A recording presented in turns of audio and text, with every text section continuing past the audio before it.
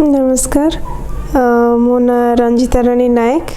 JP hospital रे admit अच्छी काली 11 baby है पुओ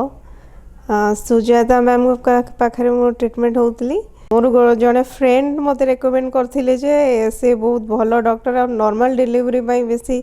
रेकमेंड करती तो रेफरेंस रे मो मैम को पाखक जाइली बहुत भल ट्रीटमेंट बहुत भल बिहेवियर बहुत भल से बुझेले मते तो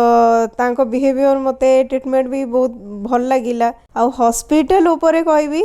क्लीननेस बहुत भल अच्छी सेफ अच्छी पूरा स्टाफ माने बहुत कोऑपरेटिव गोटे कॉलिंग बेल से माने आसिकी संगे संगे हमको हेल्प करती किसी भी पचारे कि मोर एपर्यंत मु उठी पारुनी बट से माने आसिकी सब मोर केयर करूछंदी छुआर भी सब केयर करूछंदी आ मैडम भी आसिकी चेक करके गले कहले हाँ 2 जन जाक सुस्थ अच्छा बोली लास्टली मु कहबी कि हॉस्पिटल रो मैडम तांको स्टाफ टीम अच्छी स्टाफ अच्छी समस्त को बहुत बहुत धन्यवाद जे मोर डिलीवरी को लेकिन जहाँ भी डर थिला सब किछि मोर